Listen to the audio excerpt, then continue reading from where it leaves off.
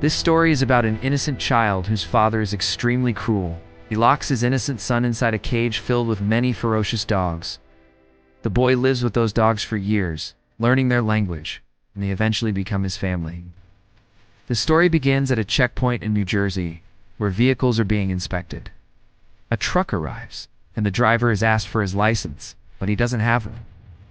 The driver's name is Doug. He has a feminine appearance and many scars on his face. Because he seems suspicious, the police search his truck and find many dogs inside. Confused, they arrest him and call a psychiatrist named Evelyn to question him.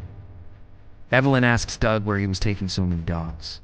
Calmly, Doug replies, "They're not dogs. Wherever I go, they go with me. And if I don't take them, they still follow me." Surprised, Evelyn tells him he is very different. Doug says his story began in childhood. The story shifts to a flashback. As a child, Doug's father would starve the dogs for days, so they would fight each other for food. Doug's older brother was just like their father, both were extremely cruel. But Doug was different. He loved the dogs and secretly fed them when his father and brother weren't around. The dogs loved him too. One day, Doug's brother sees him feeding the dogs and tells their father. His father brutally beats him and throws him into the same cage, saying, "From now on, this is your home." Doug's mother watches helplessly and cannot stand up to her husband. Eventually unable to bear the situation, she leaves the house forever. In the present, Doug tells Evelyn he never even saw a school building because he spent his whole life in that cage. He learned to read from magazines he found there. Evelyn feels deeply saddened. She asks how he escaped. Doug explains that one day, a female dog gave birth. He hid the puppies because his father used to kill them, but his brother discovered them and informed their father, who came with a rifle. When his father tried to shoot the puppies, Doug stood in front. His father shot him, and the bullet hit his finger, severing it. His brother showed no mercy and left him there. Having lived with dogs for years, Doug could communicate with them. He put his severed finger in a plastic bag and showed a dog a picture of a police car from a magazine, instructing it in their language to take the finger to the police. The dog delivered it, leading the police to Doug's house. They rescued him and arrested his father and brother. Doug says that was the best day of his life, but it could have been better. A bullet fragment had hit his spine, paralyzing him permanently. He also developed a serious bone marrow condition and wouldn't live long. His father was sentenced to 20 years, but committed suicide after 2 years. His brother was sentenced to 12 years, but was released after 4 for good behavior. After his release, the same dogs he had abused attacked and killed him. Evelyn asks where Doug was going the night he was arrested and who injured him. Doug explains that a new mafia group in the city was extorting money from people. A boy sought his help. Doug sent one of his dogs with a phone to the mafia boss S-Bar and threatened him through the call, while another dog attacked the boss under the table. The boss agreed to stop harassing the boy and his mother. From that day, Doug made a dangerous enemy. Evelyn asks if he ever fell in love at the orphanage. Doug says yes. A girl used to teach him Shakespeare and makeup.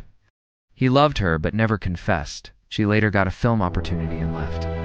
Years later, Doug visited her show and gave her a scrapbook he had made of her articles. Before he could confess his love, he discovered she was pregnant and about to marry someone else. Heartbroken, he returned home. Soon after, government officials shut down his dog shelter due to lack of funds. He moved with his dogs to an abandoned building. He later learned that the girl's marriage failed and her husband became an alcoholic. Doug struggled to find work. One day he visited an LGBTQ bar, where performers dressed as women. Using his acting and makeup skills, he auditioned. Despite being unable to stand for long, he impressed everyone and got the job. He performed emotional songs every Friday. To support his dogs, Doug used them to steal from wealthy homes. Crime increased, and the police investigated. An officer discovered Doug's involvement and blackmailed him for a share of the stolen goods. Doug gave him everything. But when the officer mocked him, Doug signaled his dog, which attacked and killed the officer. Doug tells Evelyn he doesn't like killing, but the mafia returned one night and killed the boy he had protected. Doug had set traps in his house and killed many attackers. When the mafia boss tried to shoot him, the gun was empty. Doug ordered his dogs to attack and kill him. Police arrived and arrested Doug. He later escaped from police custody with his dogs, but was caught again at a checkpoint. After telling Evelyn his life story, he says they share one thing in common: pain, He saw it in her eyes. She promises to try to help him. Later, Doug's dogs attack the police station and free him again.